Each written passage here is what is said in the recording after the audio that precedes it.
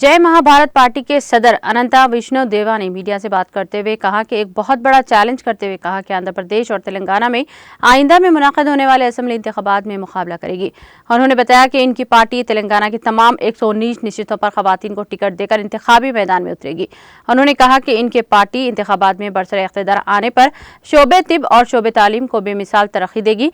उन्होंने ये भी कहा कि बढ़ती हुई महंगाई पर काबू पाने के लिए इक़दाम भी किए जाएंगे।